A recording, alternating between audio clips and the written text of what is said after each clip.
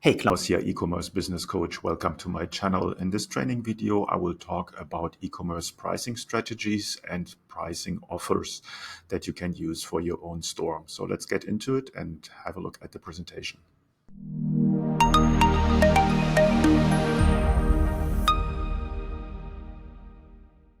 So first of all, the question, what is a pricing strategy? A pricing strategy is a methodology that a business uses when ascribe the cost to their products or services.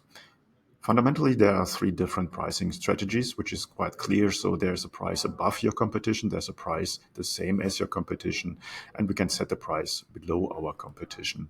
Now let's dive into the different strategies. First of all, most common is the cost-based pricing. This strategy entails the retailer placing a markup on top of the wholesale cost of the product that they paid for.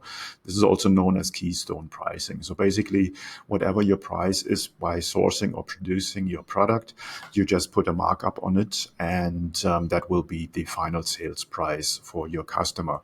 Keep in mind that there is more costs normally than only the price for sourcing the product. You will have credit card fees. You will have obviously fees for staff for fulfillment and so on and so forth. So all of these adds up. You should basically target in a normal e-commerce store for at least 60 to 70% markup. And you should also aim for 20 to 30% net profit after all costs.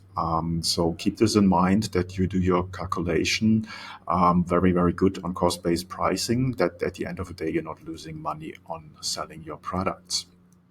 Next one is value-based pricing. This pricing strategy entails pricing a product or service to appeal to customers over alternative products or competing prices. Basically, what this means is if you have a luxury brand or a brand that is huge in demand, then you will set a price which your customers are worth to pay for. I'll just give you an example.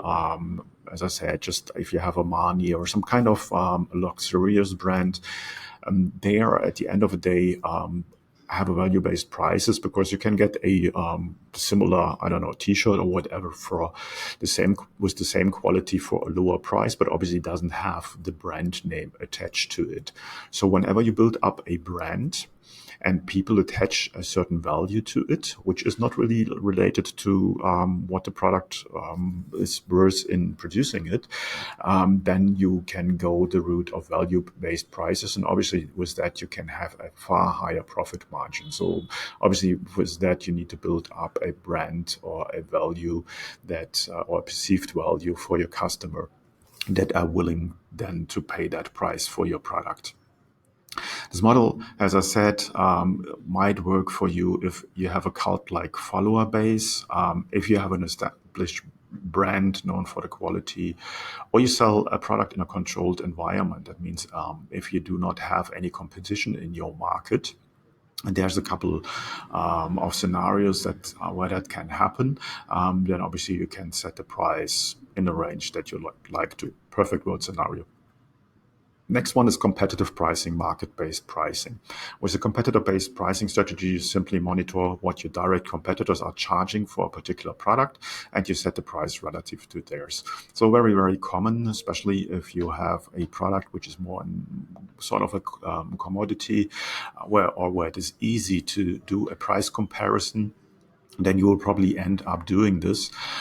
If you have a product, for instance, where you have a lot of competitors and they are selling on Amazon or somewhere where it is relatively easy to compare the price, then you might experience that people are on your e-commerce store, and you see that in Lucky Orange or Hotjar recordings, and then you see the mouse leaving your product page. So what that might be is that they go for comparative shopping and they see if they can get the product that they just saw on your e-commerce store somewhere else cheaper. So that's obviously something that you want to prevent if possible. You might even offer your same product on eBay, on Amazon, just to be there as well, and not only on your own online store, and then set the pricing there. I have personally done this, and actually I put the price on Amazon higher than on my store, so that people would come back to my store to buy from the store instead of from Amazon. And with that, I obviously could collect all the customer data, which with Amazon is a little bit more difficult. Venturing off here, and so in a nutshell, competitive pricing, if your product is easily comparable, then you probably will go the route that you have a price that is somewhere in the range where your competitors are. On pricing that you get often, if you're sourcing your products, is your manufacturer suggested retail price. So that means the manufacturer is selling to a lot of resellers, and then they give you an idea what the retail price can be. And with that recommendation, you can sell the price for, which sort of brings you back to the competitor pricing, because if they sell their product to more than one reseller, the other resellers or your competitors might use this manufacturer suggested retail price as well. And then you have to play game and have a price in the same ballpark. Bundle pricing, multiple pricing. So that breaks it already down. People are on your store, and then you're essentially bundling your product with other product or accessories and selling them for one price. So with that, you can offer a lower price. If they buy a bundle, that means if they buy 2 or 3 of the same, or if they buy one product and then some related products to it, you might offer them a cheaper pricing, as they would only buy one item instead of the bundle. So quite common in e-commerce space, lots of bundle apps for Shopify specifically there. If you're interested, let me know. I can point you in the right direction. Discount pricing, obviously a strategy that's very well used in the e-commerce space. You're creating a special offer, and that can be for a specific season, inventory, or sales initiative. So you might do a flash sale, or you have a comparing price, or you do something special for, I don't know, Mother's Day or whatever. So discount pricing, obviously very easy to set up in Shopify. You need to be careful. You don't want to train your customers only coming back for your discounts. So if you're using discounts heavily, even on your store or in email marketing or any other kind of marketing channel like retargeting, remarketing, then you might have the risk that people always expect a discount on your store. So you have trained them that way. So be careful with discount pricing. Don't overdo it, because if you do, you will harm your store on the long run. Freemium. Freemium pricing is a combination of the words free and premium, one of the most effective types of retail pricing strategies. Now, this only applies to certain services or products. The product or service is accessible with no associated cost, but in order to gain access to more exclusive features, you need to pay. So you see that quite often in digital products, especially in software products. If you go in any kind of app store, you will see there's a lot of games available that are generally for free. And then if you want to have additional features in the games, then you have to pay for that. You can do the same in your own store, depending if you, for instance, offer a digital product and then you want to give them an upgrade or something to that product. So that's something to play with, but again, it only applies to certain services and certain products. Skimming. Price skimming is a pricing strategy used to recover the cost of the initial investment of a newly released product or service. So basically, if you have a product that no one else has on the, so it's really like a brand new product in a brand new niche market or something, coming up with innovation that is the first product or service in that field on the market, then obviously you try to go in with a higher price so that you can recover the cost of initial investment. And obviously you need to have the demand for the product. best example, when the iPhone came out, first there was no other product like the iPhone, and obviously they could set the price wherever they wanted it. There was a huge demand. They created demand. Same with other Apple products. So Apple is a good example there, but also for PlayStations, for instance, if they come to the market with a new one, there's a huge demand, and then they try to recover as much as possible on their investment costs with a high entry price. Now, as time passes and competitor release similar products or service, the price obviously will get lower because you can't hold this high price anymore. And then you just, with the reduced price, you can maintain the volume of sales. Subscription pricing, also a model that can be used or is used in the e-commerce world quite a bit.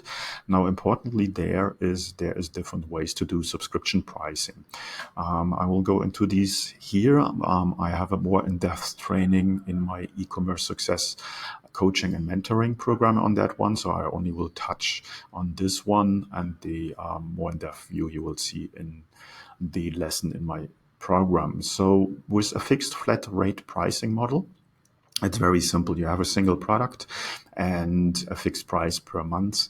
So basically, it's just a recurring order. People go for the subscription, and then the convenience basically is the reason why people go into the subscription, and they will get the product automatically delivered, but it doesn't really have a influence on the pricing. Often shops offer a 10% discount or something like that if people go into a flat rate pricing model or fixed pricing model for subscription, so that they get a new subscription member for their store. But generally said, it's a single product that comes in a certain interval and for a fixed price. Now, the tier price model allows companies to offer multiple packages with different features and product combinations available at different price point. So that would be something where you basically have 3 or 4 different packages. They have different features, different services, and then they come with different price points, but still they will be charged for like every month or whatever the interval is. But people have to basically pick their package in the beginning, and then they go into the subscription model. Then you have a per unit user model. Per user pricing is the go-to model for majority of subscription companies. Pricing scales evenly along with the numbers of users. The more users, the more you can charge. So this is quite often the case in people selling software packages, for instance, in the corporate market. So the more user you have, that has an impact on the price. And then you can buy a package of 5 users, of 10 users, or 100 users. And with that, the price will change. So mainly in the service industry, not much used in product or physical sales. And then we have the usage model. Usage pricing is somewhat less common among SaaS business, mainly used by telecommunication companies and IT service. A usage model, for instance, if you have a cellular plan for your mobile phone, then you get a certain number of gigabyte of data for your phone and per month. And then next month you get the same. So not really for e-commerce businesses, but if you have software as a service or you have some kind of IT or digital product and service, then definitely something to look into. The lead generation model. Strategy is the practice of engaging users to actively request additional information online. So that's basically what insurance companies and financial services companies do. You try to generate leads in the first place, and you're not selling really anything there. You might give something as a lead magnet, for instance, for free, and then in exchange for their email address, they get something from you. And then you're basically trying to sell from the back end, and then you give them the price. So completely different model, offer model, strategy model, not really related to the price. Just want to mention it here because it's quite common also in e-commerce space. A tripwire offer is a irresistible low-priced offer that's sole purpose is to convert an audience into customers. This small offer helps accelerate the buyer's journey by letting customers dip their toes in without having to make a big purchase. So this is a bit of warming up a potential customer. Tripwire offers work quite well. So basically, you give them something that is very something that they can't resist for, and that might have a small price tag to it. And then once they have bought from you and they went through the process and they have built up trust with your company, then you sell something bigger. So tripwire offers are quite often used in funnels where you try to sell the tripwire offer, this irresistible digital or physical product first. And then as a upsell in the funnel, you try to sell them something more expensive in a next step. So that can be, for instance, you buy a digital PDF or something like that, a checklist or a cheat sheet or something like that for $7. And then in the next step, while you're checking out, they will show you the upsell where you can buy something for $29, for instance, which gives you much more information. Tripwire offers are very, very common, not only in the digital space, but you can also use them when you have a physical product to sell. A loss leader offer is a pricing strategy where a product is sold at a price below its market cost to stimulate other sales of more profitable goods and services. With the sales promotion marketing strategy, a leader is any particular article sold at a normal price. So a loss leader, for instance, in your physical e-commerce store, you might try to sell, for instance, a sample that people can get a taste of a coffee or can check out the smell of a soap or something like that. Just making up something here, but everything where it will help the sales that the people can experience the product without buying the full product first. And that would be a sample. That might be a loss leader, so or just breaking even. So you offer a sample of a specific product that get people for a very low price.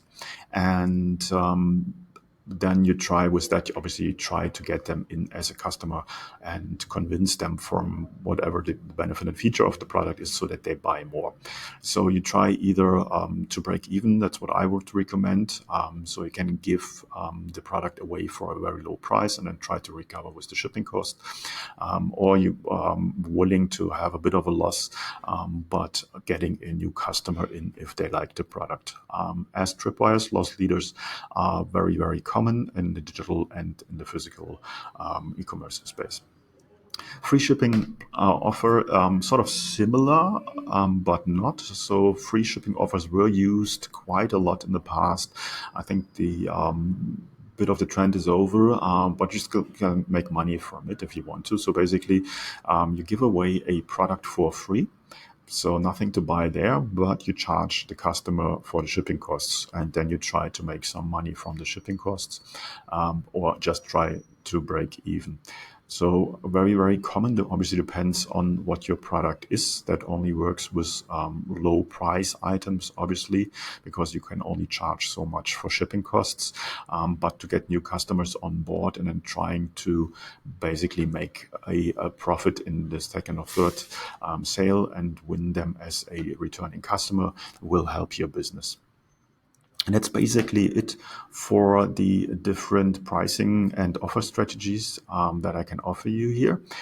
So these are the most common.